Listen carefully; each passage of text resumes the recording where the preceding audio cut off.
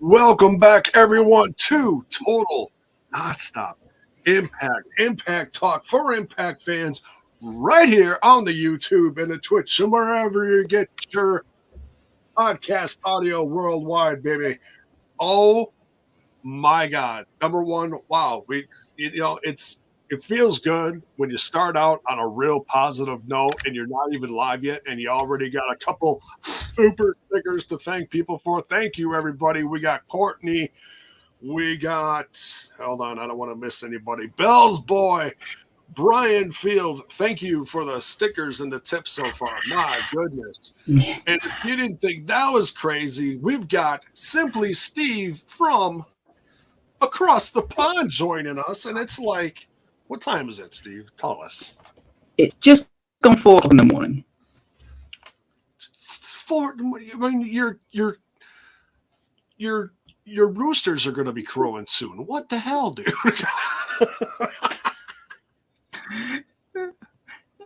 No, I don't care who joins us. I appreciate it.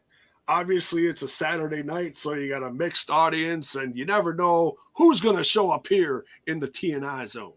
So, man, what a rad show tonight. I mean, bit of everything. A little bit of everything. I mean, we had some surprises. We had some shocking moments, especially at the end. Bullet Club is, shall we say, ever evolving. Had to represent. It's exciting. It's so exciting. Well, shall we start it? Oh, Justin Miller with the super sticker. Thank you, brother. Thank you. So overall, Steve, before we dive into this, what did you think of the show overall? Was it satisfying? Did it feel big enough? Was the hype real? What did you think? I think if you didn't have Impact Plus or you didn't have YouTube Insiders and you just went out and paid for this event solely, I think you feel like you got your money's worth. I think it was a damn good show from start to finish. Oh, hell yeah. Yeah, I watched it on the YouTube, and I know sometimes the YouTube is a little wonky. I've heard, in the beginning when they first got that going, but this felt smooth as pie. It really was. And there was the odd hiccup here and there, but you're going to get that. But the product itself, the wrestling, and all that, every single match delivered. Yeah, I'd say. Now, sadly, I can't. I mean, now I'm gonna go back and I'm gonna watch this. See, what I came in late. I came in about between 10 to 15 minutes late, at about the 14-minute mark, and the X Division match was just finishing, so I just caught the last 30 seconds of the match. But I was looking at the chat while I was, getting myself situated, drink, snack, whatever. And the chat was just erupting about the X Division match. Why don't you talk about the X Division match? Because I mean, besides the finish, which was great, we had Jake something is the new number one contender. But beyond that, I really can't say much. So go ahead, Steve. Oh, sorry, I was on the pre-match X title match. Okay.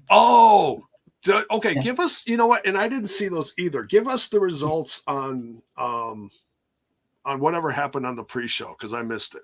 Yeah. Well, no, we had Trey coming back and defending against John Skyler, didn't we?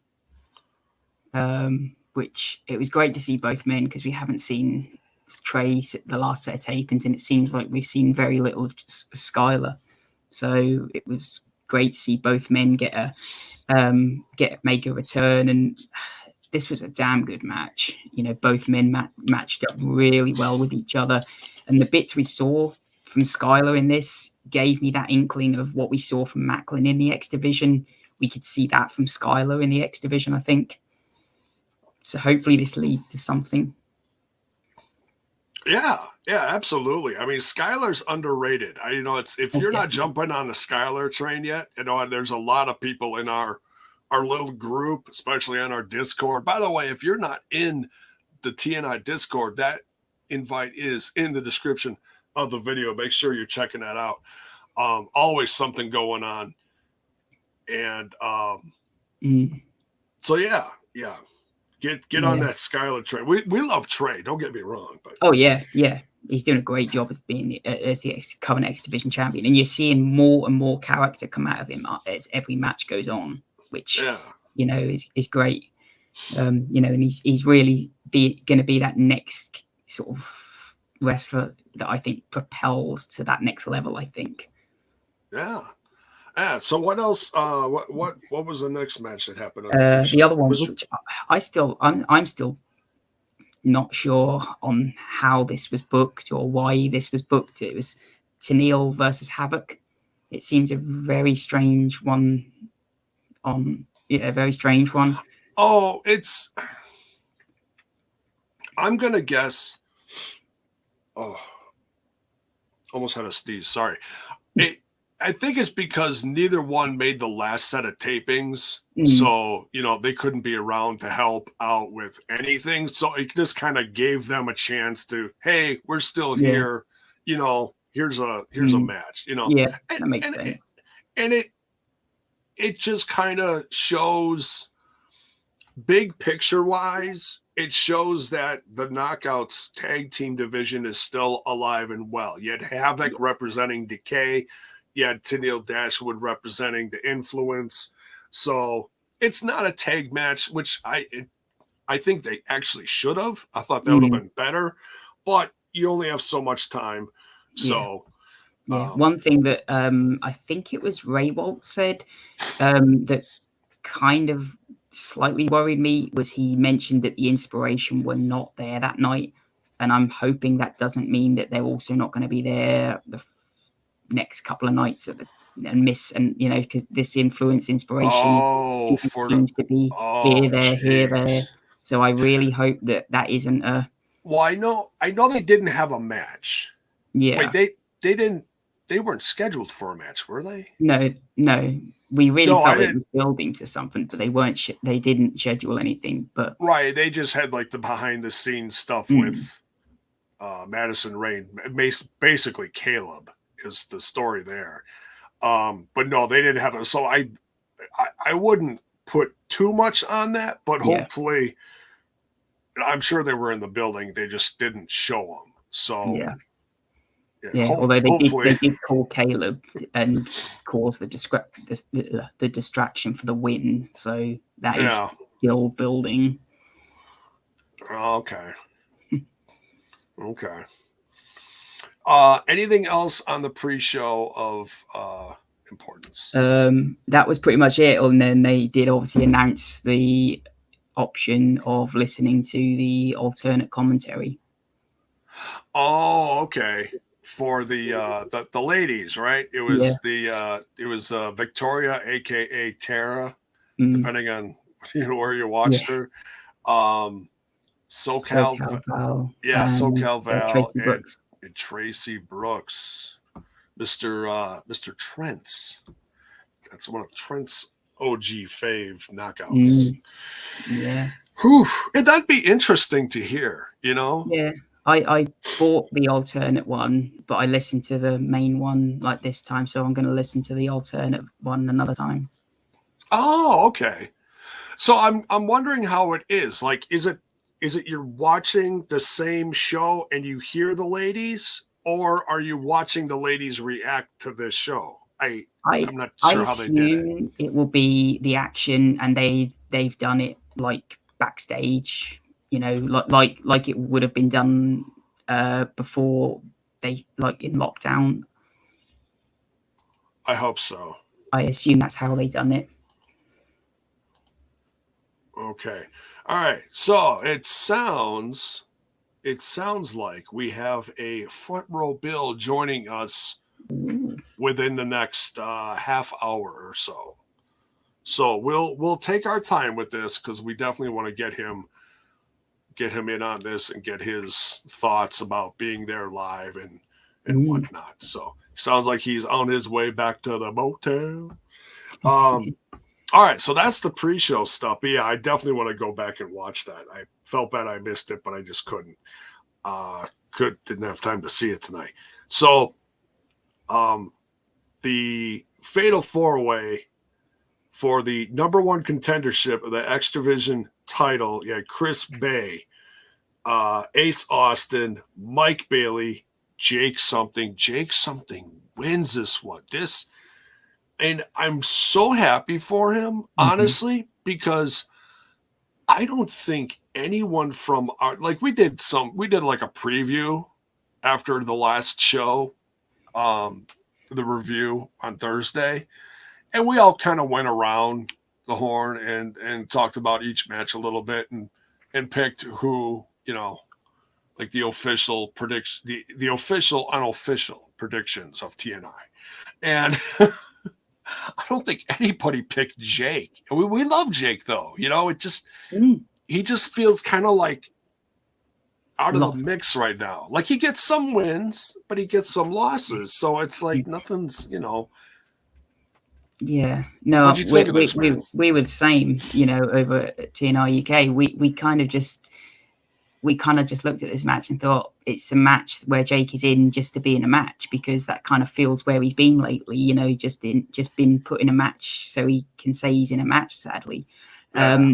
And when he got the win, I was so pleased for him, because you hope that this is the start for something new, and a direction for him, because he's someone where when the Dean is split, you hope that was the start, and sadly hasn't had that push that he needed. But this was a great match, and as Ray Walt said, every person had a different style to them, which really helped it click. Yeah, and this takes me back to when Rohit was champion and Jake came out as like part of an open challenge, and those two absolutely tore the house down. Yeah. So it's cool that they hadn't forgotten about that. So. Oh yeah. So there's the spirit of Rohit is still floating through the impact zone, it feels like. So yeah, we'll have to see. And it looks like a build up later. I don't think I wrote down when this happened, but I do know that later when Mean Gia Miller was talking to Jake, and then what's it, Ace Austin was talking against him, and then Trey was there. So it sounds like there's going to be a tag match on Thursday between those two. There was some weird there was a few weird bits. Like I got when Trey came in and was speaking to Jake to begin with, I kind of got a moment where I'm like, is Jake gonna turn heel? He kind of gave that vibe where he didn't appreciate how Trey was talking to him. And I'll be honest, I have no idea what they're going with Ace here. Ace is kind of coming in and trying to make friends with Mike Bailey. Then he's that's right. I have no idea what they're going with Ace at the moment. It feels like he's trying to be like the manipulator, like EY is, and just kind of click everything into how he wants it. But I can't work out how he's planning it. Yeah, I almost forgot about that he was talking to Mike Bailey later, and so it's actually sounds like it's going to be Ace and Bailey versus Jake and Trey. So that's going to be crazy. So, Ace is trying to lead Speedball Mike Bailey to the dark side, if you will. It could be very entertaining to watch. Oh, to say the least. Yeah. The match, I absolutely can't wait. Yeah, they're going to kill it. Because Mike Bailey, if you're not jumping on that train right now, man, hold on. I saw him like 5 years ago before he got it was back when Flow Slam was around. I saw him in some match. I don't know what it was, but I became a fan of his back then, and I hadn't seen him for 5 years. So this is tremendous to see him again. So, all right, let's go on to the next one. So Jake something is your new #1 X Division contender. Next, now I saw most of this match. I missed a little bit of it because I was still getting situated here watching it. JONAH versus Black Taurus. What'd you think of this? This was the definition of the irresistible object meeting the immovable force, wasn't it? Total horse fight, yeah. Yeah. But they're two big men that can move in, and you could have quite easily had this as the X Division match. The way that both men move, it was mighty impressive, and I'd go as far as to say this is the most that we have seen JONAH tested since his match with Josh Alexander. Yeah, I agree. There was a few moments in there where I thought JONAH's looking really shook up, and I think we all felt JONAH was going to win this, but there were a few moments in there where you thought, could it happen? Yeah, JONAH's on quite the streak. I mean, I don't know how long he's sticking around. I thought I heard Rebellion, but I wasn't sure if this was his last match. But I'm not, I don't want him to leave by all means. I just know when it was announced that he was coming into Impact Wrestling, there was a certain timetable that he was only going to stick around till. But we certainly want him to stay longer. I mean, I haven't heard anything negative about him. The guys. I mean, he put something out about the Josh Alexander situation, didn't he? And said, I want match 2. So, hopefully he sticks around long enough that we can get match 2. Oh yeah. Like if Josh comes back within the next month or so, if we can get this whole visa issue cleared up and get the contract back, and then they start building up to the comeback of Josh Alexander. He becomes champ sooner rather than later. And then we get the big Josh versus JONAH match. That'd be amazing. I will say on the match, I was very surprised nothing happened afterwards. I had in my head that Decay, given how this match was all set up and that Decay were going to do something afterwards. Oh, like they were going to swarm him or something? Yeah. They weren't even out there, were they? No, they were not even out there. Huh. That's very interesting. Yeah. Huh. But JONAH gets the win here. Tremendous big guy match. Then they, Taurus is a big guy that he does a little bit of lucha stuff. He can move for a big guy. I mean, both these guys can. So yeah. Great stuff. JONAH wins here. Now, next, we had Jay White versus Eric Young. One of what I think is one of the dark horse matches of the night as far as like what you're looking for something different and exciting. It's this because this is another one I really want to stick around. I want Jay White to stick around as long as possible. Yeah, no, completely agree. And for me, it was just, if not my match of the night, at least one of them. Am I the only one who was very surprised that this was the third match of the card?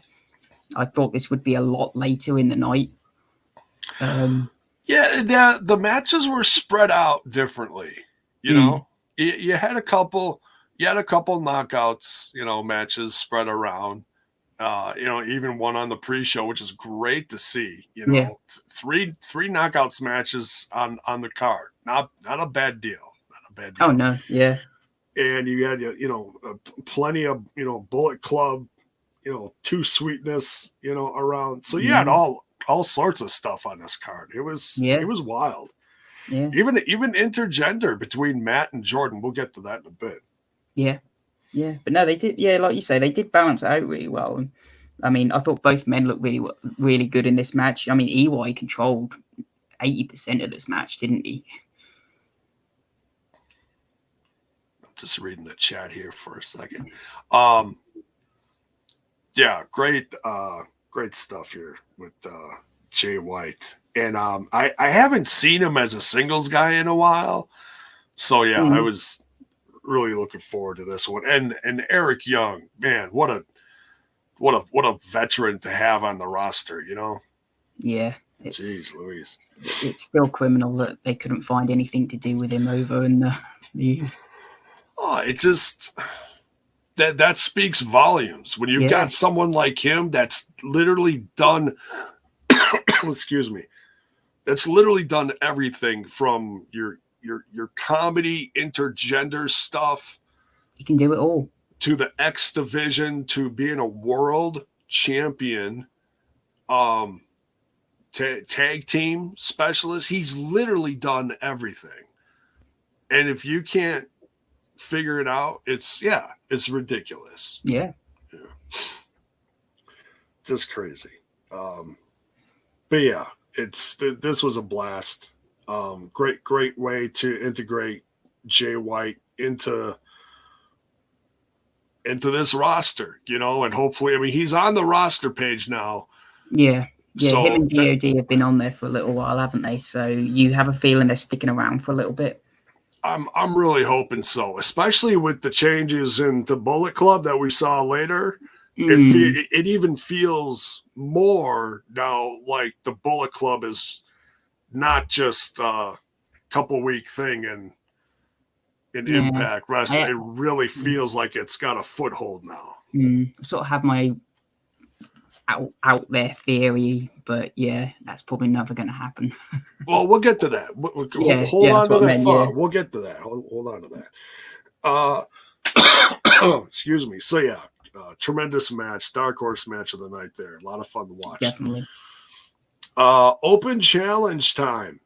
Deonna Purrazzo, the virtuosa, if you will, comes down to the ring, and the utter disrespect doesn't even turn around to see who her next victim is. She just stands, looking at the camera, back to the stage. Oh, the disrespect.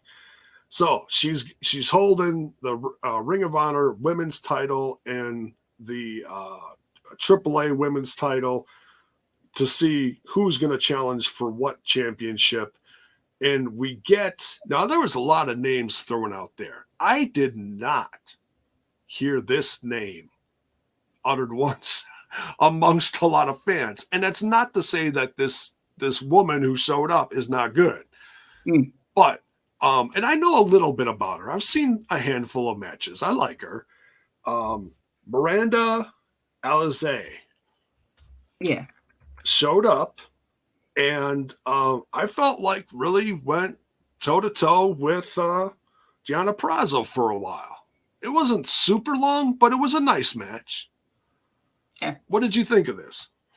Yeah, no, on the like, I think everyone was thinking, oh well, we're going to get someone like a Taya Valkyrie, but I was expecting a more, and no disrespect, along the lines of like someone like a Santana Garrett, or maybe, a Kimberly, someone along the lower end, not a Deonna Purrazzo. But like I say, I've seen a couple of matches of hers in Ring of Honor. Not enough to know exactly what she could do, but I mean, she went toe-to-toe with Deonna. And if Impact were to sign her, I don't think many people who saw this match would have any complaints. She could really offer a lot to the Knockouts division. Yeah, absolutely. I feel the same way. Mr. Rosario in the chat here, welcome, says Taya Valkyrie called out Deonna Purrazzo at the AAA event. Now, I'm assuming that was something that was live tonight during No Surrender. I know there was a lot of stuff that happened today. There was No Surrender. There was the AAA event. I'm not sure which one it was. The Elimination Chamber was earlier today because I was overseas. So there was a lot of wrestling to talk about today. You feel Taya would be something they'd want to say for like a rebellion or something like that, wouldn't you? I think so. I have a feeling. I know she's working on some production stuff right now, so I'm hoping it's stuff that's geared towards Impact Wrestling, but we'll have to wait and see. You know, she's been there and done that. Maybe she wants to go to a different stage, you know, and I can't blame her. I can't blame her. You know, she's been a lot of different places. Thank you for the super sticker, Mr. Punk, aka Eric. Good evening, sir. So, Jordan here says Purrazzo's on another level. Yeah. Oh, absolutely. Yeah. She is one of the top women in wrestling right now. She is special. So the Ring of Honor women's title was on the line. Deonna Purrazzo wins, successfully defends it. I was kind of hoping we were going to get something surprise at the end here, but we didn't. So we're just going to have to wait and see if we get any more surprises during the tapings. Yeah, and for you fans of Explosion and hoping it might come back, I think Hannafin did drop a spin cycle mention in there. Oh, nice. Yeah, you never know. Trent talks about that once in a while. I must have missed that. I think it was like right at the end. So I think it was one of those where, you kind of watched the match, then gone through everything that they showed on Explosion, and then they saved spin cycle for right at the end. Okay. Gotcha. So, but this was fun. We'll see if she sticks around. Maybe this is a one and done.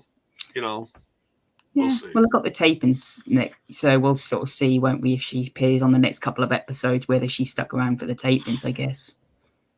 Yeah, my guess is if they're not going to sign her, and because she was formerly Ring of Honor, if they're not going to sign her, maybe they'll put her on like a BTI match or something. Yeah. Or a DMC something, you know, or one of those, something for the Ultimate Insiders, you know, one of those kind of matches or something. We'll see. All right, next we've got the DMC match. Matt Cardona defending the Digital Media Championship against former champion Jordynne Grace. This was a lot of fun. I was hoping we'd get a Chelsea Green appearance here, but we did not. This was a lot of fun. What'd you think of this? Yeah, no, you said it. This was a great match to kind of break up the pay-per-view a little bit and give you that bit of fun in the middle of the show.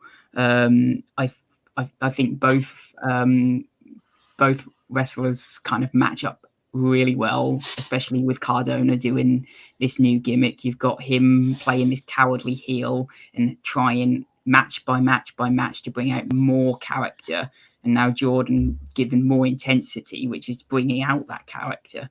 So this match was absolutely fantastic. It really was. Yeah, I'm sure some people out there aren't happy the way this ended because Matt Cardona actually won by DQ. Usually Jordynne.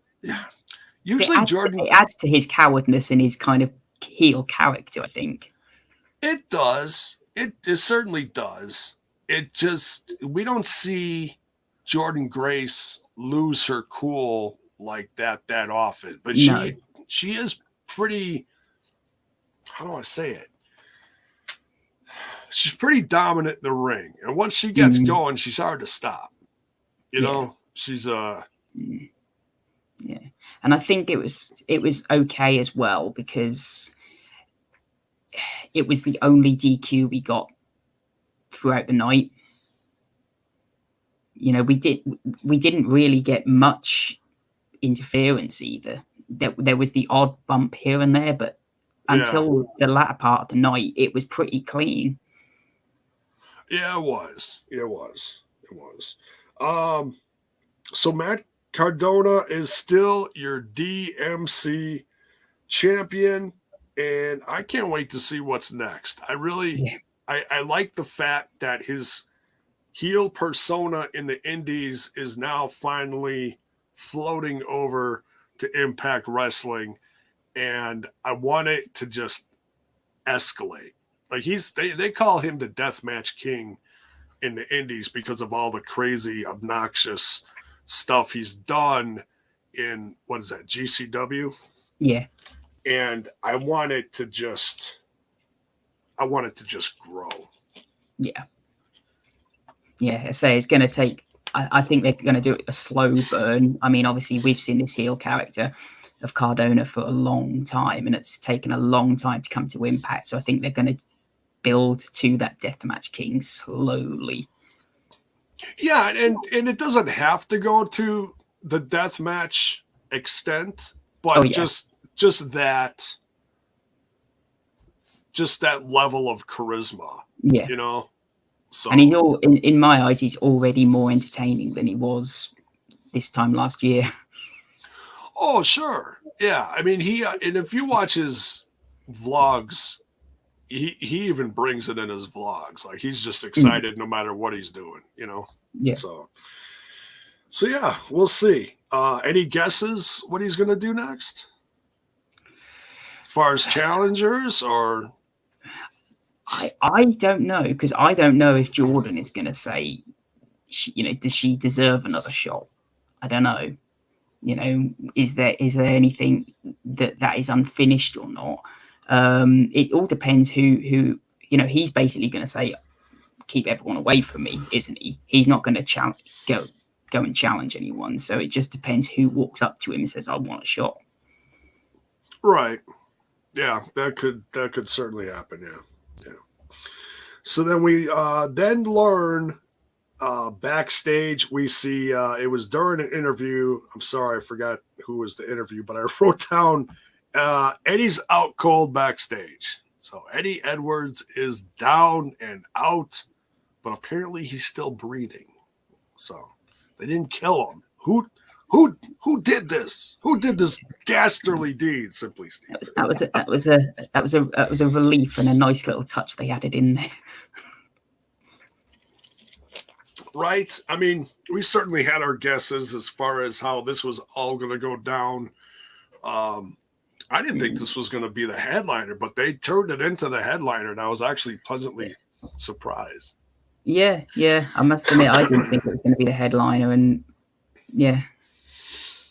So, the big reveal shall be revealed. All right, next, we've got some tag team action here. This is this is where the show really goes off the rails. The Impact Tag Team title match, G.O.D. going after the defending the Good Brothers, or Good Sisters, as they like to call them. That always cracked me up, man. That Tama Tonga, he's cracks me up. Definitely one of the ones I was looking forward to, because fans have been waiting for this one for quite a while, for like ever since I feel like G.O.D's been shooting their mouth off reacting to all the stuff that the Good Brothers are doing ever since they hit Impact Wrestling. Especially with all the stuff they were doing with Kenny Omega, and they were throwing up the Too Sweet and the whole TU says Goof Brothers. That too. They are goofy. It's a nice dose of goofiness. I appreciate that.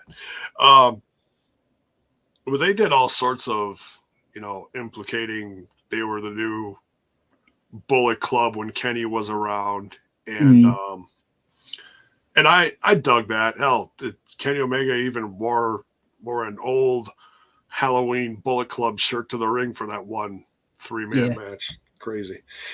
So yeah, were you excited for this match, Steve? Oh yeah, I mean, you have so much history in the match alone before they even get to the ring, and I mean, you could see it just waiting to boil, and it's just, Tama Tonga and Karl Anderson instantly in that first second, just kicked over, didn't it? Yeah. So yeah, I was stoked for this to see G.O.D in action against the Good Brothers. And I know a lot of people crap on the Good Brothers and say that they're not a good tag team, but they wouldn't have been everywhere, and they wouldn't have held tag titles everywhere they went if they weren't. You know, they are good. So Bay at one point in this match comes down to the ring and distracts Tama Tonga. Or how did it go? He distracts Tama Tonga. Tama Tonga gets like suplexed or whatever outside. It was some big move that happened to Tama Tonga. Yeah, I think Tonga Loa was outside, weren't he? And I think he was it Tonga Loa? Yeah, and then Tama Tonga was left in the ring. But that's it. So yeah, something happened to Tonga Loa. I forget exactly what it was. And then just the way Bay reacted, he took a few steps back and did the whole, did I do that? Yes, Urkel, damn it, you did do that. Yeah, his reactions were priceless because it really did look like an accident. Right. He's just down there supporting his crew. So it just felt like he was going to come down there. It felt like he was going to get involved. But then it completely, seconds later, went the other direction. Jay White is in the middle of the ring and does what's his finisher called again? It's like Cody Rhodes' finisher, but they call it obviously something else. Yeah. It's not the gun stun. It's someone in the chat's going to give it to me. Something, yeah. I'm still new to this whole Jay White thing. Thank you, Critical Sting, the Blade Runner. Thank you. Critical Sting's got it. Ding, ding, ding. Just stick around after the show. We'll give you a cookie. He gives Tama Tonga the Blade Runner, and that gives a chance for Karl Anderson and Gallows to come back in and put their finisher on him. And unbelievable.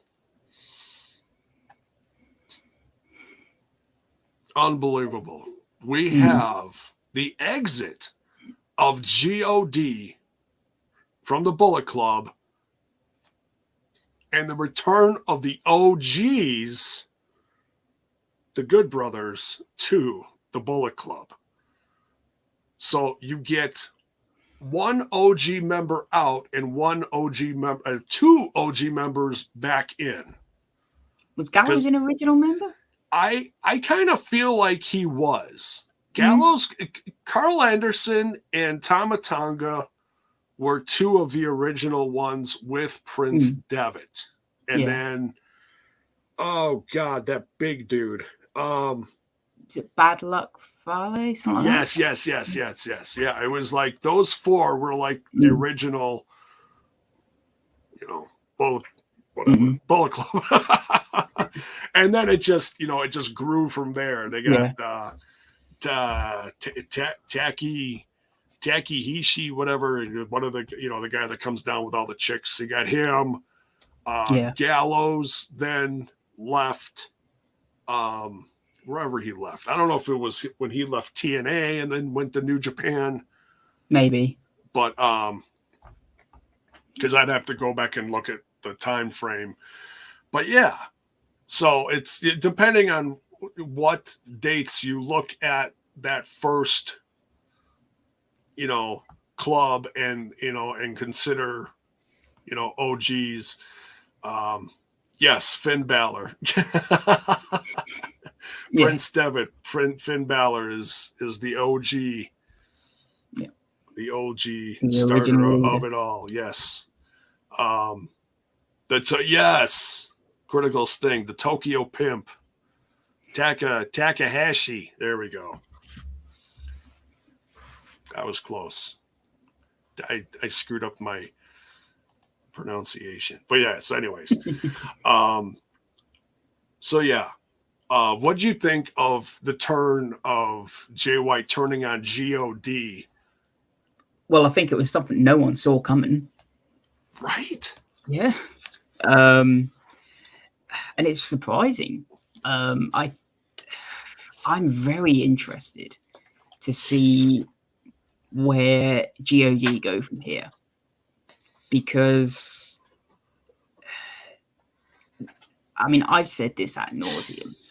There have been so many times where it felt like it was the perfect time to strike on a specific team to take the titles off the Good Brothers, and they didn't go with it.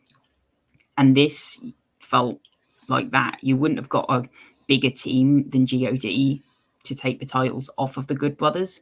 And again, they didn't go with it. So I'm going to be very interested in where G.O.D go now. Are they now going to become the biggest face team on the roster? It's going to be very interesting to watch. And Chris Bay as well, even after the turn happened, he still looked very confused. So it's going to be interesting to watch him as well.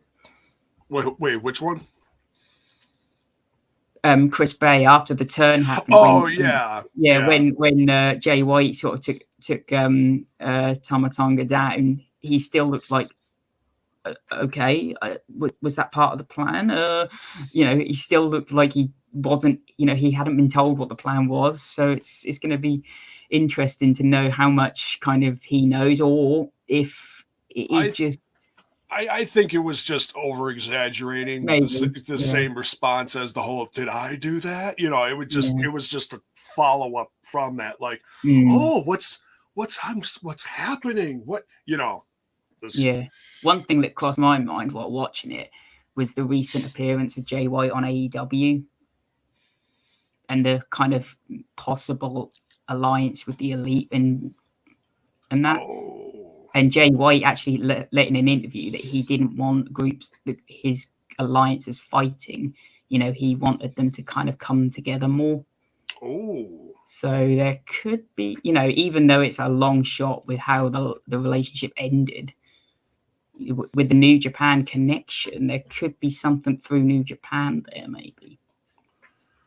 So do you think it would even go so much as to see the Young Bucks join the Bullet Club in Impact Wrestling for a while? So I don't know whether it would be Impact or I don't know, but there's a possible way that that it could all come together as one, rather than it be the Elite, the Bullet Club, and all these different types of Bullet Club, and Jay White brings them all together in some way, because that's what we were seeing there. G.O.D and Bullet Club fighting over two different clubs, and Jay White said, "Nope, we're going to be one."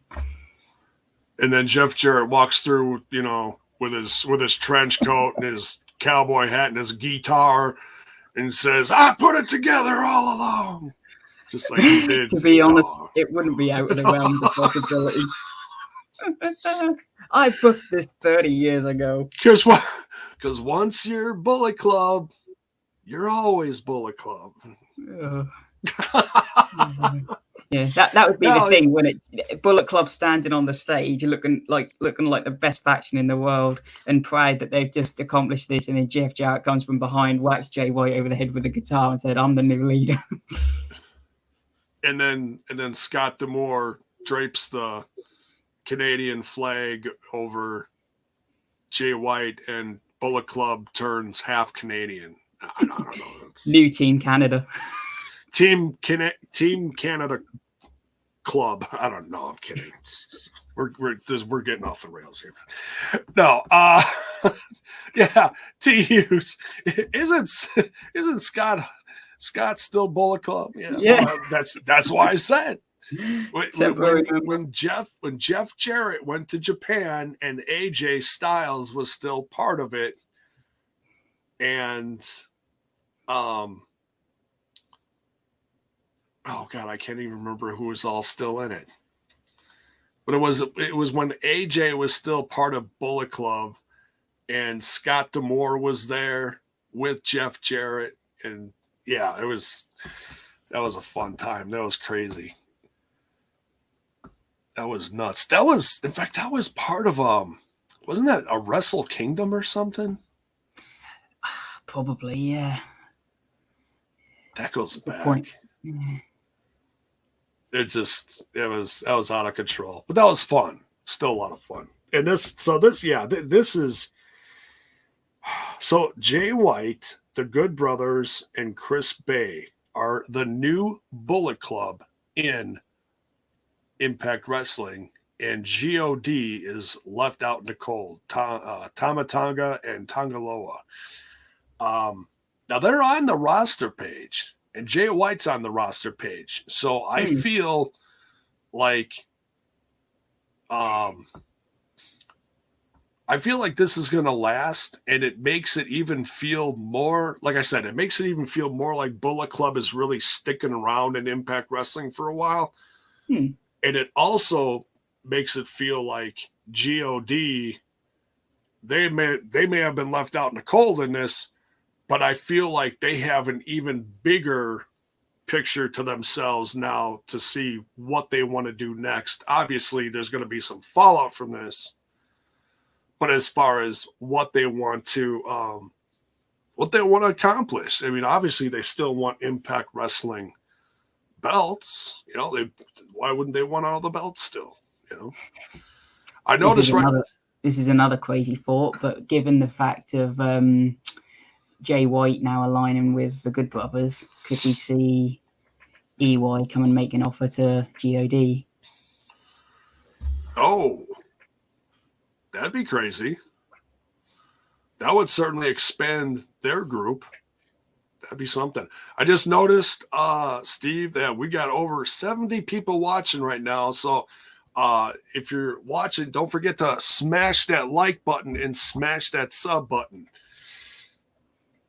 And let's see, I'm double checking the Twitch page right now. I should have done this earlier, but I didn't because I am not the most professional guy at all times.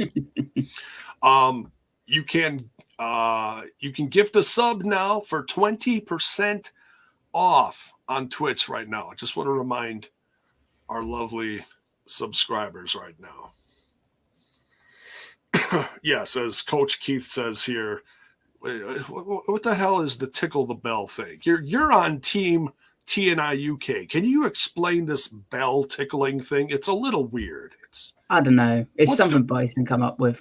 What's going on with Beefalo these days? I don't know. He likes his licks and tickles. I feel like that's going to be the new T-shirt to come out. Something about licks and tickles. That sounds like something he'd do. It'd be a giant bison tongue, and then with like a giant bell or something. I don't know. But anyways, smash that like button, folks. All right, we continue. We're going on almost an hour. Bill should be getting in here soon. I'm trying to slow it down a little. It's only two of us. So yeah, amazing tag. Anything else you want to say about the tag match itself? Well, main one thing I will say is I thought Tama Tonga really impressed. I thought out of everyone, he stood out to me. Yeah.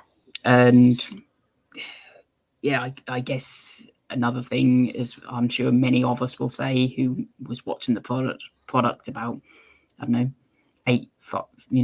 6, 7 years ago, how much Tama Tonga has improved. Oh yeah, because when he left the WWE, he came in as what, Micah? Micah from the Rising, yeah, and you could see he was very sort of green, and Mike's skills were just okay, but yeah, you wouldn't believe it was the same person. Yeah. Very charismatic. He and his are they brothers? I always get that confused. Are they cousins or brothers? I don't know exactly. Okay. Someone in the chat will correct me on that one, I'm sure. So yeah, very cool. Very cool. Yeah, we'll see. Certainly a lot of wild stuff going on in the tag division right now. Man, the chat's going crazy right now. Love this. All right. So, next we've got the Impact Knockouts title on the line. Mickie James defending against Tasha Steelz. I gotta say, dude, I was really hoping for Tasha Steelz to get the win here. And I love Mickie. Don't get me wrong. I love and respect Mickie. You know, hardcore country, you know, it's good stuff. But I really felt this was a time for Tasha to, like, I'm not leaving her out in the cold. I don't think this is like her last like push. I'm sure she is going to be a Knockouts champ someday. Tonight just wasn't her night. What did you think about this match, Steve? Yeah, I kind of felt the same. Like, I really felt if they were going to push or, you know, pull the trigger on Tasha, then this was the moment. However, I had that nagging doubt that they maybe weren't going to go for it, just with how the booking of the knockouts have been over the last sort of 6 months. Like, I'll refer to Bound for Glory. We thought that Deonna was winning that match and Mickie won it. You know, there's been a lot of kind of calls that everyone has made, and it's gone the other way. So you had that nagging doubt that Mickie would win. But I will say, for those who weren't sure on Tasha being top level talent, then she proved those doubters wrong. This was a fantastic back and forth match, and a lot of it I felt Tasha actually carried. You know, Mickie was on the back foot, I felt, for a lot of it. I will say I didn't like the finish. I felt that was a bit sort of too enforced, but it does give Tasha a reason to have another chance, I think. Yeah, and it felt like it was a great back and forth match. I'm not surprised that Chelsea came out there. Like, no. I'm seeing stuff about Chelsea in the chat now about, you know, turning heel. Something I've heard recently, and we've discussed this on the podcast somewhere in the last few weeks. When Chelsea worked with Mickie James in the WWE, one of the things they wanted to do together, apparently, is do kind of a reboot, if you will, of the whole Mickie James Trish Stratus feud from, what was that, 15 years ago? 15 plus? Got be. It's a while back. It's you know, it goes way back. It's when Mickie James first came into the WWE a long time ago, post TNA stuff. But that was her first feud. She played that crazy, psychotic fan, and I feel like we're on the cusp of getting that again with Chelsea Green and Mickie James. Like, she's, you know, she's always marking out like, ooh, you know. So we'll see. Paul here says 2004. That would be okay. The Bell's Boy says 2006. All right, so it's somewhere in there. It's you know, mid 2000s. That's like right after. It's going to be about 18 years, sort of 18, 16 years. Crazy to think it's that long ago. But that was right after Mickie was in TNA, because she was part of the Ravens flock, Flock, whatever, what the Flock it was, I forget, whatever. CM Punk was in it. Julio De Niro. Punk, De Niro, yes. Yeah. Crazy group. Fun stuff. Mm. And if you folks don't know, we do the throwbacks on Monday night. It was Tuesday. Now we moved it back to Mondays. So we just did episode 100 with the debut of Jeff Hardy. And we have a wild front row Bill joining us now. What is up? How's it going, guys? It's going, man. Yeah. We're chugging along here. I was hoping you get in here soon. I've been trying to slow it down because I didn't want to be at the very end and be like, oh, here's Bill, and we're going to rewind and do it all over again. But first of all, tell us the live experience. It was good. I thought the crowd was pretty into it. They definitely different people got some unique reactions tonight, I would say. They're really, it was different from a lot of the other crowds, this New Orleans crowd that we've seen lately. And you see near the end, there's definitely some acts that are more over than we usually see. So yeah, it was good. I thought people were into it. People were having a good time. It was it's that New Orleans feel. It's like a big Mardi Gras party, which is going on. On my way back, I saw almost a conga line on the highway of parade floats going by. Oh wow! So this is the. I heard people saying this is the best. This is the best parade all year. And they were into it. I think people were having a good time. It was definitely the New Orleans. This is Impact versus Lucha Underground. I went to during Mania Week. That was the only time I've ever been to New Orleans. So this is my second time now. That was in New Orleans. That's right. That was during the New Orleans. They were supposed to have a house show circuit years ago, headlined by. Oh, thank you, Jordynne. Thank you, Jordan, for the super sticker, brother. Yeah, it was headlined by Jeff Hardy, and it was supposed to be like a Halloween New Orleans show. But then that loop got canceled. This is years ago. This is probably 2014-ish. Okay. But no, it was good to see. And I don't know what people thought of the setup. I'm not sure how it looked on TV. But it's similar to what they've been doing at other venues, although the lighting was different in this setup. They had kind of some side lights that were a little different than normal, more spotlights. But it was good. It felt like a bigger. The lighting. It was it was a bigger venue. It was a bigger venue, like tall ceilings, much taller ceilings. You could have the Ultimate X be 100 feet if you wanted to. Oh yeah. Yeah, and it looked like one side didn't have a lot of people in it, but it still looked like a pretty good size. Yeah, they crowd. did like one heavy bleacher side and the other side not really. I guess they could have if they needed to. They could expand to that, but it's almost like those big kind of gyms where they section off areas. Yeah, but I thought it was good for their purposes for sure. Because I noticed like. There was a lot of people in the second half of the show that were kind of piling in the back around the actual stage looking towards the ring. And I'm like, because it looked like there was like enough seats for people to sit down. I wasn't sure exactly why there was so many people standing in the, like, you know, the back of the floor area. I don't know if you saw it. They would have been like directly behind you. Okay. Off to the.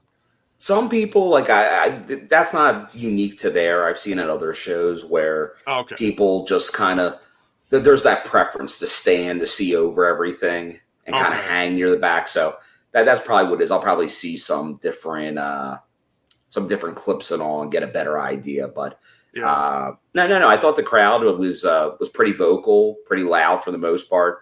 Good interaction with a lot of the talent going back at them. So that always makes for unique. And I know a lot of people were saying maybe a little bit down on the sales for the New Orleans, like maybe that's not a market.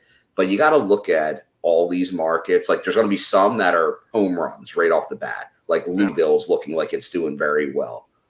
Okay, and they've had some strongholds, Ohio Valley, stuff like that. But that looks like good. And you're going to have some great first times, but when I was in line to get in, there were people talking, and these people knew TNA Impact pretty good. Yeah. Like they were referencing old storylines, and they're like, "Oh yeah, I remember that house show in 2009 or 2010." Yeah.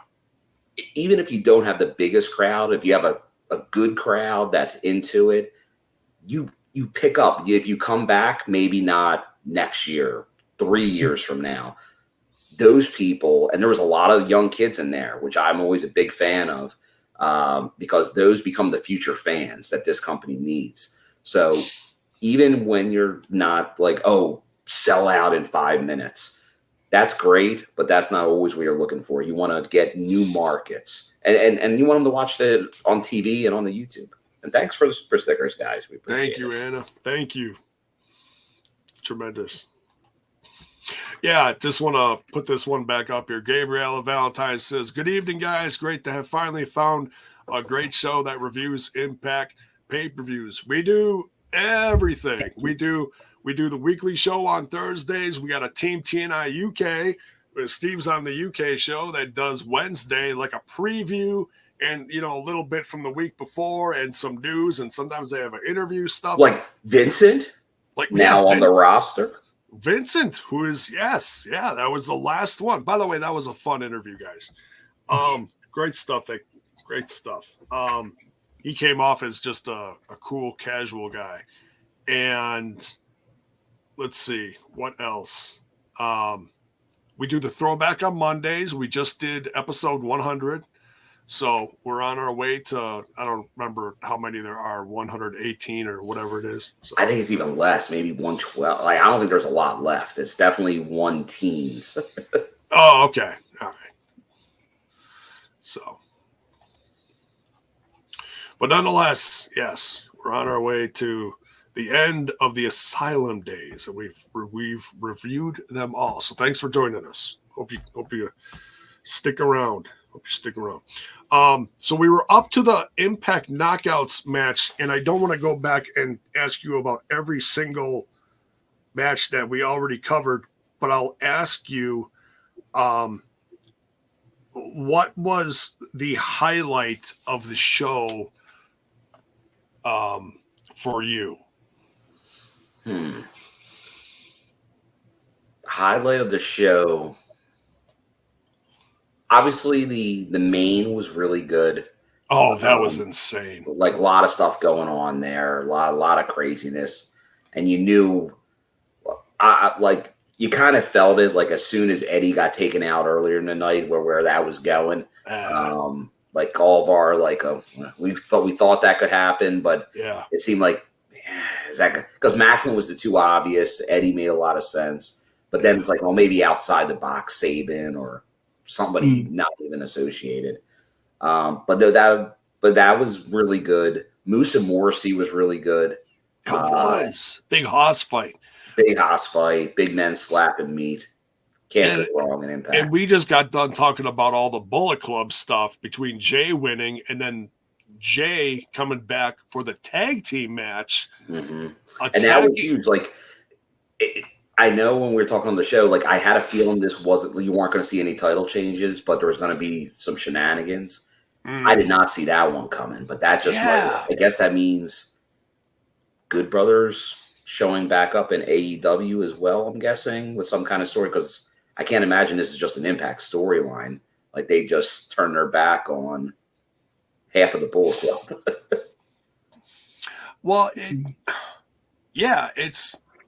puts the Good Brothers officially back in the Bullet Club, and it also feels like the Bullet Club has even more of a foothold in the company now. And it's not just, all right, these guys are showing up for a few dates and then they're leaving. It makes me wonder a little bit about G.O.D, but it's certainly, they have a whole, they're not part of Bullet Club anymore, so they're free to do whatever. I'm sure they want to keep after the Impact titles now, and get the revenge on Bullet Club. But it could get real interesting because I just saw David Finlay was interviewed and mentioned goals for 2022, and he's still referencing going after the Impact Tag titles. Oh, that's interesting. With we haven't seen them for a while, have we?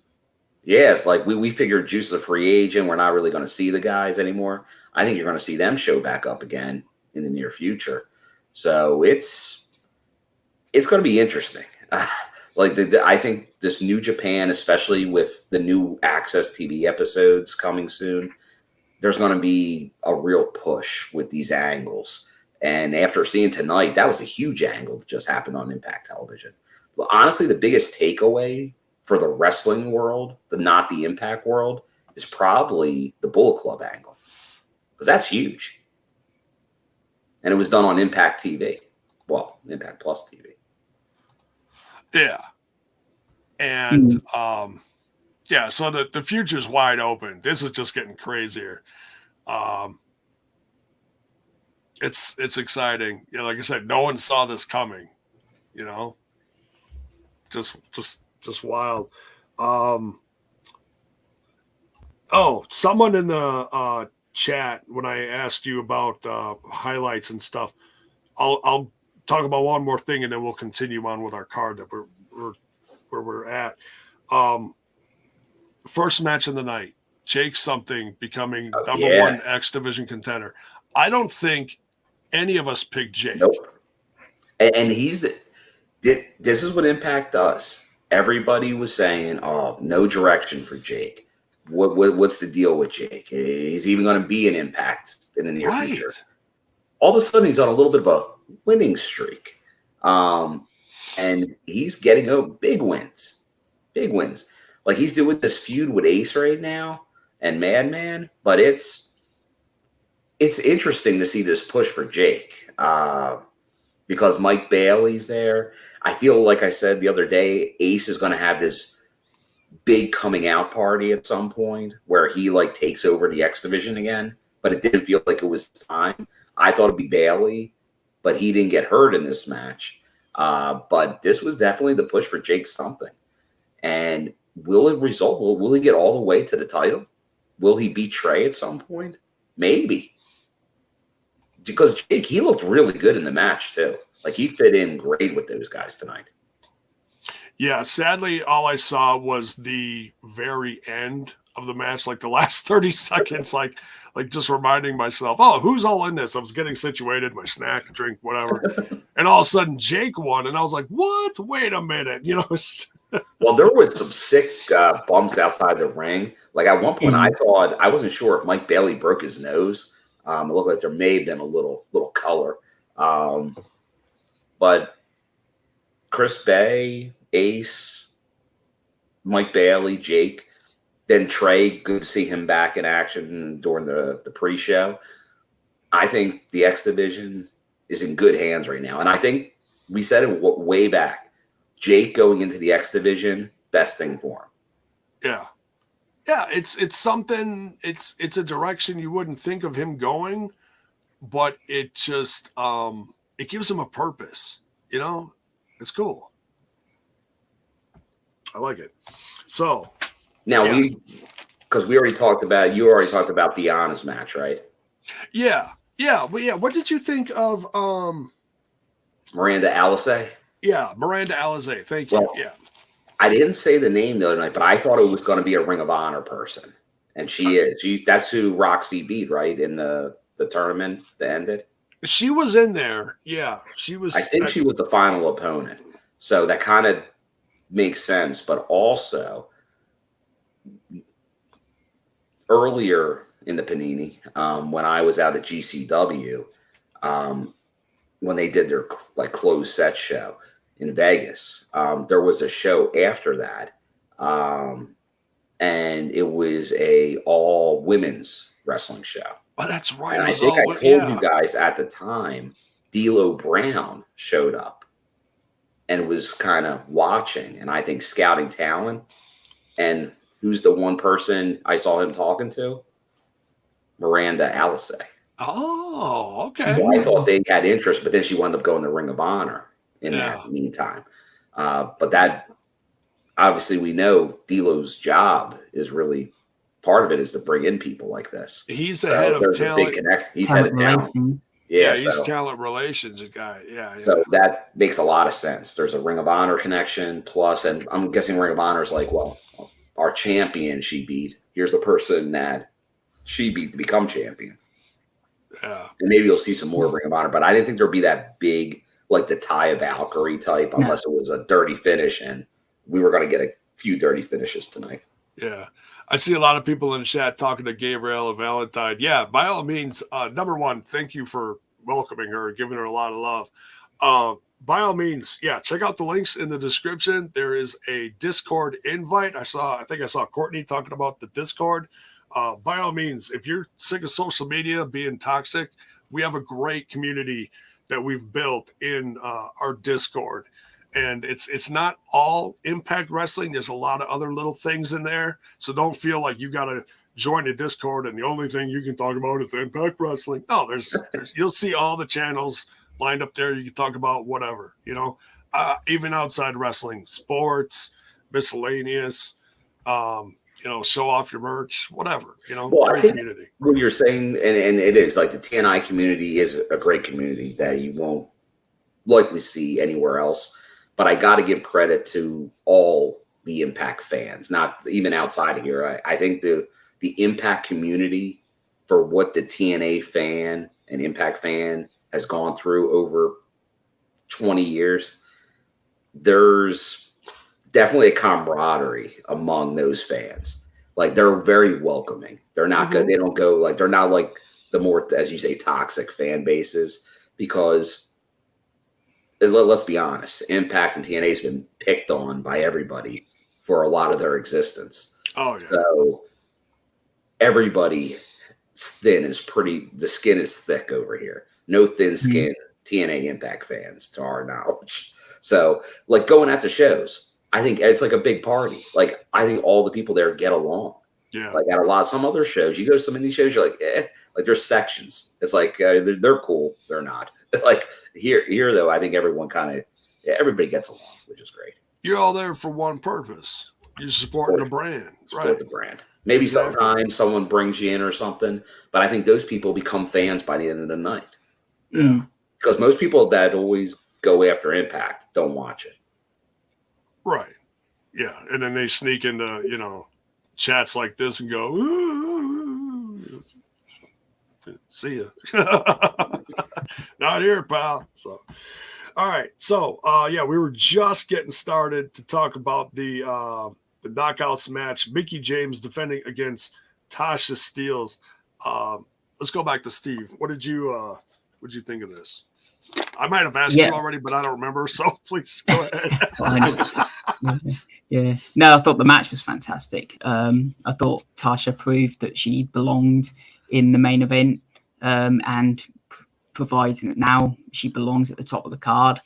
I thought the finish was a bit, as soon as you saw Chelsea come out, you felt Mickie was retaining, and I felt the spot was a bit too awkward. I felt there was enough time for Chelsea to get off the ring apron. It felt a bit, I don't know, it just felt a bit like something was off. So, yeah, for me, I thought it was a fantastic match, but I kind of sighed at the end. Yeah, we really wanted, there's a bunch of, Tasha fans in our crew. And, we love Mickie, like I said, but we really see a future champ in Tasha Steelz. She's really, It's nothing against Mickie winning. I think it was just the way that the finish happened. That's more the kind of issue. I hear you. Bill, what'd you think? I thought it was a good match. Tasha, I think she will be champ in the future. I didn't think she'd be champ now. And I see some people in the chat saying it too. I think this is a great title run right now that Mickie's been having. Like this, it may be her best title run in Impact TNA. She really is. She's really taking it, and goes beyond in the ring. We know what happened with the Royal Rumble and all that, but I'm talking just she's the face of the promo tours right now. Her, Deonna are doing all these, going to the cities ahead of time, getting buzz. So kudos to her, Moose. Like I said, Deonna, like they're really putting in the work for the company right now. They're all about the brand, and she's a great ambassador for the product. There's no doubt. But she's bringing it in the ring. Like Tasha and her, I thought it was a pretty darn good match. And I think we all kind of knew Chelsea was going to have some type of purpose in this match. Yeah. But I think we were leaning it could be the full heel turn tonight for Chelsea. Yeah. And I thought when Nikki inadvertently hits her out, technically she knocked her off the apron. But they were all buddy about it. They were hugging on the ground in front of me. But at the end, right. That will just lead. It's that long-term storytelling that Impact's known for, where her and Chelsea are still going to be friends probably for like another 2 months before they have a blow-off at Slammiversary probably for the title. Yeah. And I was saying to Steve right before you showed up, and we've talked about this too on the show, that when Chelsea was working with Mickey in WWE, didn't they want to do like a redo thing of like the old Trish, Mickey James thing? I believe so. I believe that was the rumors out there. Yeah. I feel like this is the quiet beginnings of that, because you can see how Chelsea's, she's marking out. She's like, oh, she's so excited. It's like, oh, there it is. There's the start of it. It's beginning here. If you didn't see it in the last couple of weeks, now you can see it. Now you can see it. Yeah, it's there. Yeah. Celebrating at the end. It was totally there. But yeah, a lot fun match. Mickey James still has it. I mean, yeah, she beat one of the best women not too long ago in Deonna Purrazzo, but constantly looking over her shoulder, taking care of Savannah Evans. She did that spin kick to Savannah Evans, like that literally felt like it came out of nowhere. Like, whoa. It just that one almost blew me out of my seat. Amazing. Good stuff there. Mickey James wins. Yeah, this certainly isn't over between Tasha and her, I feel. But there's a bigger picture now with this Chelsea Green thing. So we'll see where it all goes. We got the Impact World Title match next. Morrissey versus Moose. Man, if you're on the Morrissey train, and if you're not, get on it, because this guy deserves some love. This was an amazing big man match. This Haas fight. We had a few Haas fights tonight. But this one certainly felt like it blew the roof off. Bill, what'd you think of Morrissey versus Moose? Now, this match was hot from the get-go, from the entrances on. And did you notice Morrissey, like he normally does, the different shades of jeans with his Timbs? He went black Timberlands tonight. He was black jeans. He had black jeans. Yeah, someone in the I was watching it on the YouTube, and so I was commenting along in the YouTube chat and the Ultimate Insiders. And whoever was running the Impact chat said something about his black jeans. And I typed, I didn't know how people were going to take this, but the first thing that came to my mind was black jeans matter. So I just typed it. No one responded to it, but I just thought it was funny. But when it was black jeans, I thought, could those be world title jeans? Right. Because he normally goes with a shade of blue. He wasn't. So, it would not have shocked me. This was probably the closest I was to maybe a title change going into this card. But I still thought Moose would win. But now with the Josh unknown out there, he could be the one that wins. He could be the one that wins this. Not maybe Slammiversary. Yeah. Could be. Steve, what do you think of this big Haas fight? yeah, like Bill said, it started hot with Moose giving 2 spears to Morrissey right from the get go, and it was from then it was just a game of can you top this, wasn't it? But both men kind of. It was kind of interesting, just trying to find ways out of the finishes, wasn't it? You had the feet under the ropes, you had Morrissey rolling out of the ring a couple of times, so they got very creative in this match as well. But yeah, Moose getting the win here was I think the right call. I think this does a lot for Moose because it's only the second pin that Morrissey's taken since he's been in the company, so this really does a lot for Moose. And one more thing I'll add is we used to always say how much we loved Callis on commentary when he was here in the company and how much he added. I'll say the same about Brian Myers. I can have Myers on commentary or every single match. He's a lot of fun. Yeah. He throws little snide things in here. Bill, when you have the chance, you're going to have to go back and watch this match. Was it only this match that Myers was in on? Yeah, he was out there just for this match, but I was laughing throughout it. I really was. Yeah, I was. It was crazy. Well, he was very proud of himself when he walked out to do the commentary, and when he walked back, he's like, Yep. Pretty easy day for me. Certainly easier than that match against Morrissey. No appearance from any new Learning Tree members. Oh, it was already a really full card. I think that would be tomorrow. Although, speaking of maybe a Learning Tree member that we could see some point, working the merch table was Sam Beal. Not Sam Beal. Oh, gut check winner, Shogun. Oh, nice. So he was looking.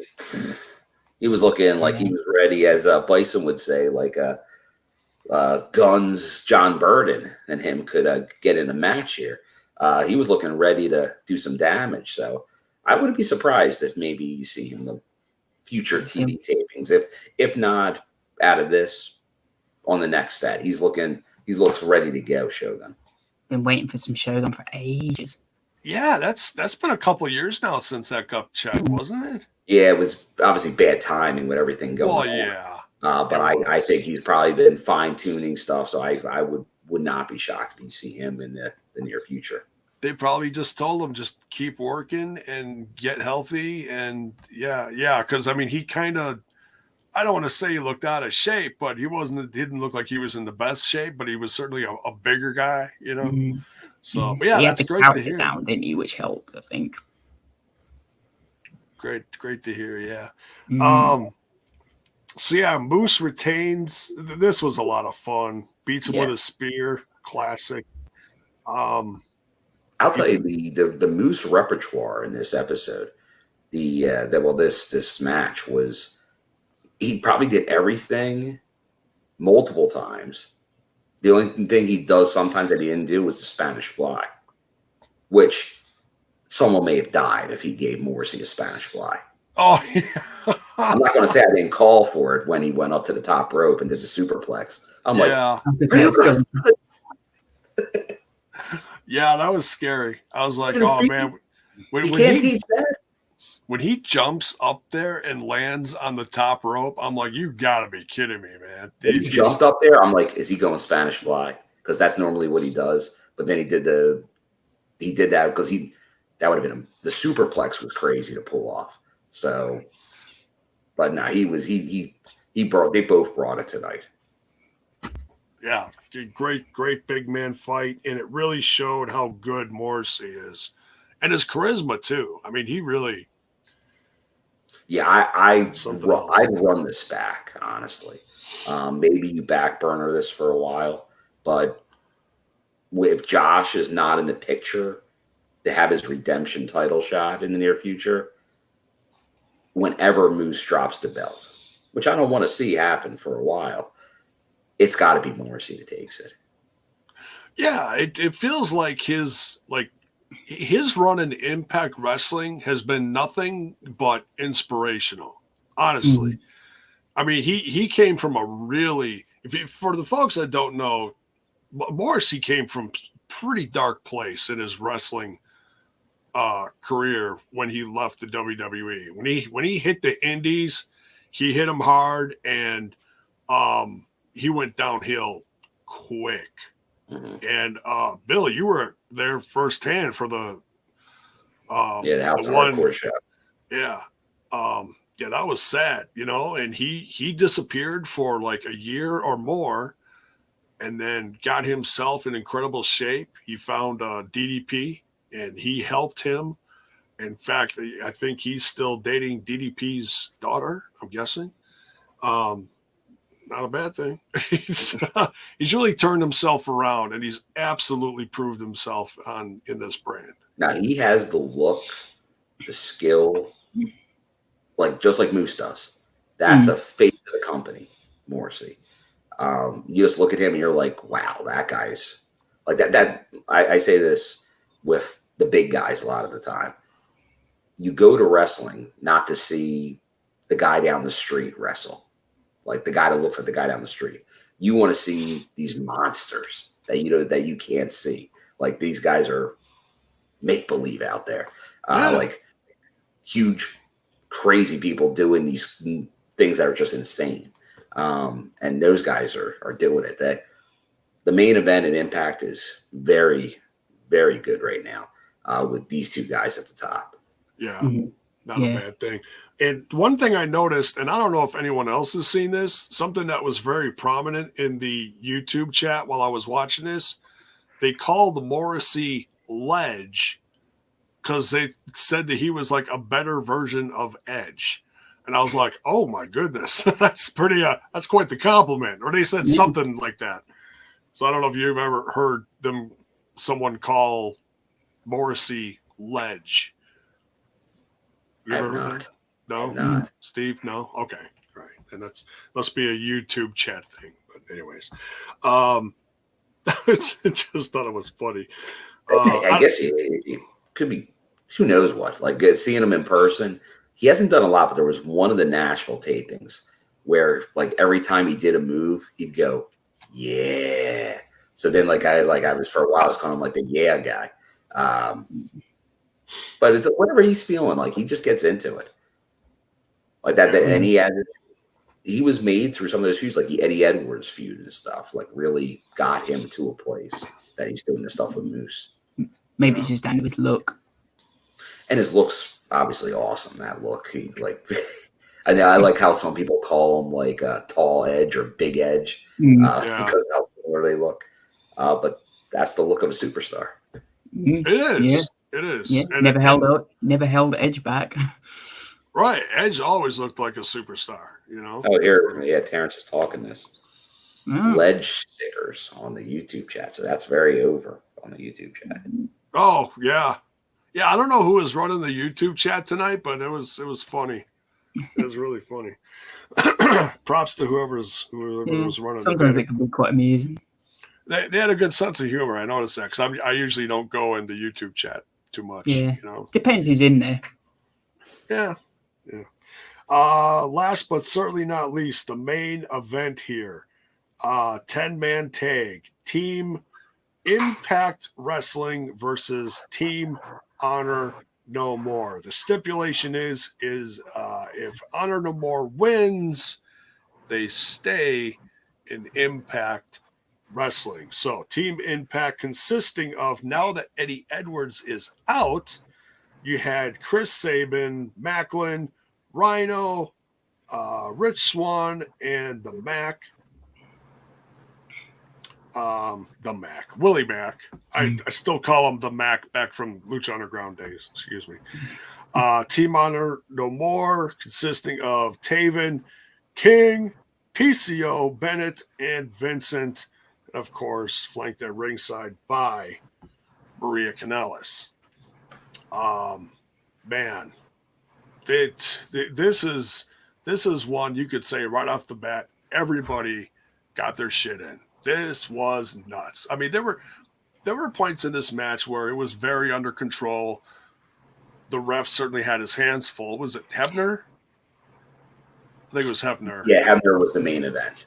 And good placement. Like Daniel Spencer had some great matches tonight. He had the world title match and the Good Brothers versus Guerrillas of Destiny. It's on his card. Brandon Toll has a lot of big matches tonight. So, but yeah, Hebner had this main event, and obviously there's a bump in this main event for the ref. So it wasn't easy sledding for the ref. No, and I was looking at something else for a split second and missed how it happened. Obviously, somebody plowed into him or something. Macklin plowed into him. Oh, Macklin did. Okay. I think it was shortly after everybody started like diving to the outside, and there was all these high spots, and PCO jumped off a few times, and that was right in front of you, Bill. That had to be a lot of fun. It was. Yeah, well, you guys know I've been a big PCO fan for a while.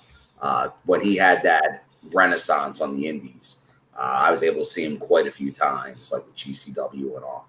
And that guy at his age, what he does is nuts. Because you think of someone like what you saw tonight, he does that almost every match he's in. And it's crazy spots for like a 20-year-old kid to do these spots. But a 54-year-old man doing these spots is just crazy. And it looks like every time you're like, oh my gosh, he killed himself. He's dead. He broke something. And he just pops up. La-di-da. Right. Because he's not human. And you see the crowd. By far, the most over guy in that match. Either side. PCO. Yeah, I mean, there were PCO chants during the match. There's always PCO chants. Like, I chant PCO a lot. I tried to go with the heart. I was like Team Impact, but yeah, I said it the other night. I like everybody on that team, Honor No More. Maria and Mike are two of my favorites. Right. And Taven looks like a star, in my opinion. I always talk about Kenny King, the king of the night, two-time X Division champion.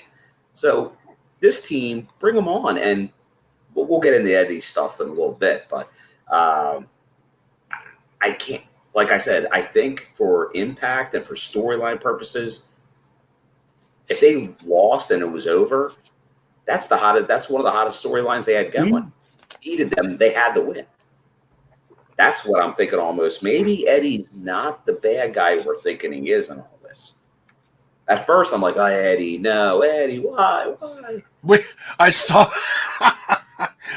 your reaction. If you watch it back, you are right there, right in the corner of the screen. There's you're like, we see you doing that. That was my initial reaction, but then I thought about it, and I'm like, maybe for the good of Impact. Like a snake. Eddie's like, we need these guys. We need new blood. Huh. Maybe not though. But I'm like, I like Eddie too much. I'm trying to give him the benefit of the doubt here. This is obviously ripping out my heart. This is gonna lead up to a bigger something versus this crew, especially Eddie. And I'm seeing a lot of people in the chat talking about the return of one Sami Callihan. That would make it. Yeah, that'd be weird. Like Eddie's heading the heel crew and Sammy's heading the face crew. Like Josh Alexander and company. That'd be crazy. Because we know those two damn near killed each other, 2 years ago? It was a feud that wouldn't end between those two because it all started with the infamous baseball bat. Oh, yeah, as Critical Sting said. Yeah. Bump that. Sammy needs to reintroduce him to the Slugger. And they do have, in Louisville, their name in this set of tapings, like Louisville Slugfest or something like that. Oh, jeez. That would be a fitting time for that return. That's crazy.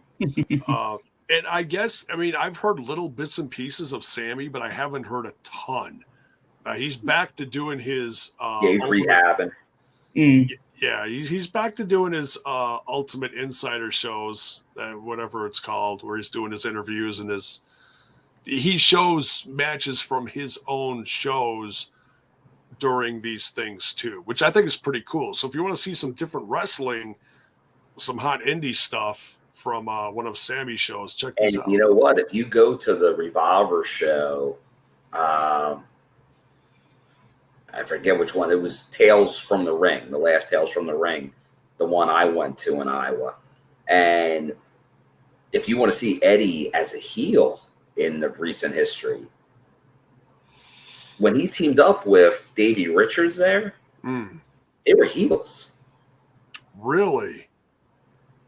Who did they face? Because remember, they were supposed to go against Moxley and Sammy. Oh, yeah. But then Sammy got hurt. Yeah. So it was supposed to be Switchblade Conspiracy versus the Wolves, and the Wolves were going to be the heels in that match. Oh, that's if you have to make someone heels, that's easy because Sam and Mox is going to be over. No, they would be, too over like Rover. So blow the. So there was a little tease of him on the Indies once again, sort of like Cardona went from the Indies to Impact. Maybe, but once again, that's the only time I've seen Eddie do anything near being a heel since he's been in Impact. He had that little kind of tweener moment, like sort of 5, 6 years ago, didn't he? But beyond that, he's never gone full on heel. Yeah, but it's going to be interesting. Yeah, I mean, the only sort of the only kind of iffy moment for me was you bringing in like whoever this person was that you assumed was going to turn up. You wanted them. You assumed they were going to be the leader of this group, and for me, Eddie's someone who is notably one of the best wrestlers on the roster, but he's never been known for being one of the best talkers. And a leader is someone who's got to be a talker, you feel. Yeah, Thursday is going to be interesting. Yeah. Oh, I'm sure he's going to get a lead spot as far as he's going to get some mic time. And he's certainly always come across as charismatic. But when you think of top mic, I know what you're saying. You think of top mic guys in the company.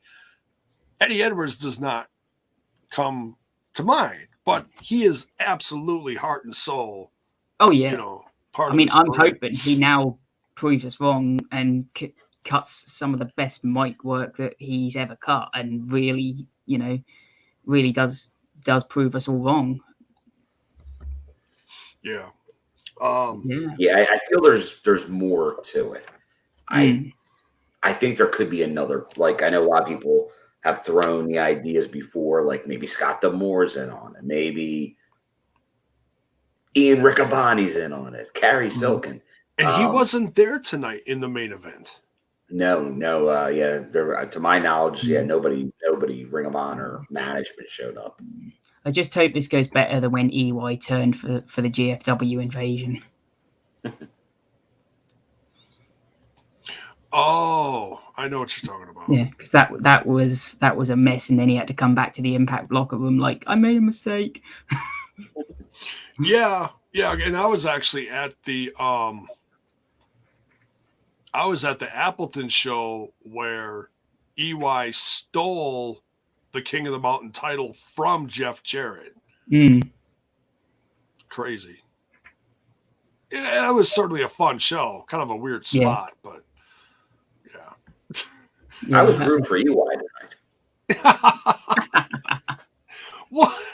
Really? But no, we've got 6 if you include Maria, new members of the roster, and they all add something different. They do. Yeah, they really do. You get someone, and I'm still blown away by Vincent. Like, he's quite the enigma. It's his movement in the ring. Just when he's walking towards someone, it's the, it's so unique. Yeah. And then you got the tag team of Taven and Bennett. PCO he's also kind of an enigma. You never know what he's going to do next. He's a mystery. He's a big guy that just flies all over the place. And Kenny King always bringing it. You know, he can be singles or in a tag team. I will say, Neil, I thought of that as well. I did think of that too, but I thought it makes a lot of sense. Oh, decade. Yeah, I just don't see him come back on stage, even though it was something I thought of myself. That is interesting. He is a very connected Ring of Honor guy too. Yeah. Yeah. Yeah, he certainly has a lot of history there. I mean, there's a lot of people, like you said, you know, Chris Sabin. I mean, I half wondered if we would see Alex Shelley. They could go in that direction. There's no doubt they could have. That's why, like, Eddie seemed a possibility, but man, it's like to put him fully in that like heel persona is surprising. That Impact pulled the trigger. As you see other companies, Eddie's one of the biggest faces. Yeah, and it's tough to have faces, strong faces in wrestling, because there's always that age-old Cena thing, like turn him heel. They never turn him heel, because you can always at the end of the night be like, get Eddie on the microphone. Maybe I know you're talking about promo work, but put him to the crowd and get the crowd going. Be like, send the fans home happy. Like Eddie getting them all riled up. Yeah. Now, if Eddie's the face of the heels, that's a whole new thing. So kudos for making that and it doesn't his character for sure. Probably add some dimension to it, no doubt. But that's a risk when you do that, and they're taking it. Especially if they don't know the situation of Josh, because that could be two top baby faces. Yeah, who's the baby faces on the roster? But you look at who are people cheering right now at the shows? They're cheering Moose. They're cheering Morrissey. I don't think we were supposed to cheer Morrissey at first. Now he sort of is a face, but he wasn't really coming off that way. Yeah. No, they are turning him slowly face, I think, aren't they? He'll win the title when he's full face. Yeah. He has kind of a tweener persona right now, just kind of a big badass, similar to like a Stone Cold, you know, obviously minus the beer because, you know, because Morrissey's sober now. Mac with some beers. Oh, yeah. Yeah, there you go. But yeah, so someone in the chat talking about putting Samoa Joe in that role. That'd be interesting. I mean, he is going in the Ring of Honor Hall of Fame, so he is going to be making some rounds soon. I kind of wonder where he's going to be putting a foothold. I mean, he's had a long career. You got to think he's certainly on the latter half of his career. So I don't know. You know, we'll see. 20th anniversary year, bring Samoa Joe home for a few appearances. It's not a horrible idea. But would he be Team Ring of Honor or be Team Impact? That is the question. Because he's done both. And he did them both well. He's a former world champ. Both places. Aries or one of my all-time favorites. How about CM Punk? Oh, that's enough, J-Bo. Oh, sorry. You went too far. But yeah, any last thoughts on this show? I feel like they really knocked it out of the park. Definitely. Yeah, I mean, they had to follow up. They had a great event in Hard to Kill, and it was like, well, how are you going to follow it up? And they followed it up. They hit it out the home run again. Yeah, we're now talking about the Impact Plus monthly specials getting closer to on par with the big four that they do. I think that's the testament to what was one night only shows. Yeah, not that long ago. The Anthem era decided to give them more theming and the more canon that what happens on these shows. Like, because remember, one night onlys, people didn't have titles. It was just like matches. It was random. It was concepts like Joker's Wild and things like that.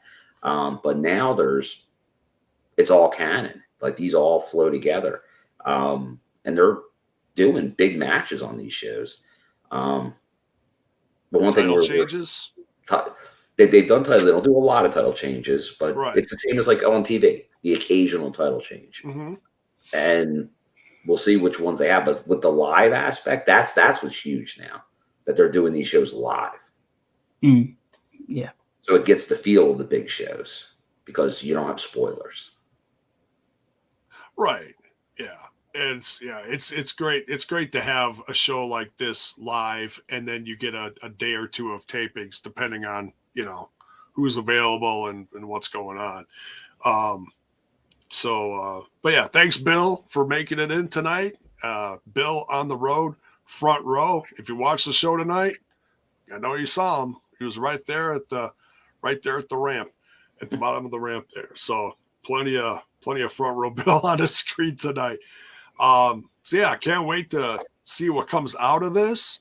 There is so much going on in Impact Wrestling right now. You've got the world title scene is hot with Moose. What's next for him?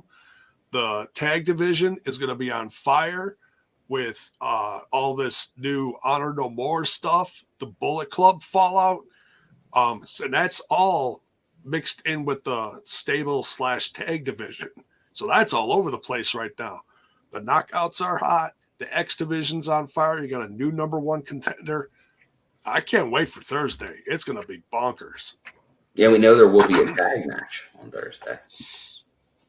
Yes. Yeah, that is one thing that they pretty much confirmed is you're going to have Trey and the new number 1 contender, Jake something, versus Ace and what we thought at first was going to be Fulton, but now it's Ace and, well, I'm sure Fulton's going to be there still, but it's going to be Ace and Speedball Mike Bailey, trying to veer him to the dark side. There, I got that veer in.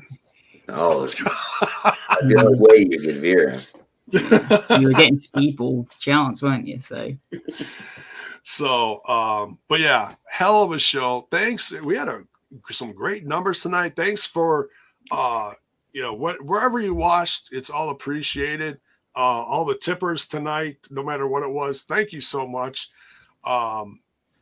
If you're digging the content, like I said, smash that like button, smash that sub button, ring that bell for notifications. Why? So that you know when more of our content hits your screen. Thank you, Bill. Thank you, Steve, from all the way across the pond. What time is it there? It's the sun's up. Go to bed.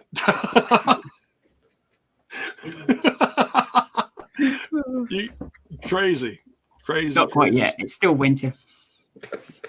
Yeah, right. Oh, this is true. Yeah. Well, so winter is coming there. Just winter. No, we get, it's because of the hedgehog. We get like 10 more months of winter. All right, that's enough. We're out of here. Thank you. We'll be back tomorrow night for the Patreon. Yeah, join the Patreon. That link is in the description if you want to help support the show. The Sunday night family dinner Patreon show is tomorrow night. I'm sure we'll get some more people from the crew talking about the show tomorrow night. Monday, we've got the throwback. We'll do, what is it? NWA TNA 101 we'll be talking about. And then back on Wednesday, we got Team TNI UK, Simply Steve, a part of that, along with Joker and Bison, all Beefalo there, doing their midday show, midday for the US, about 6 p.m. if you're in the UK. And then come back here Thursday for the main Impact Wrestling live reaction and the review right afterwards, where we get more crew members in here. Thanks again, everyone. Take care. We'll see y'all tomorrow night. Bring dessert. Later.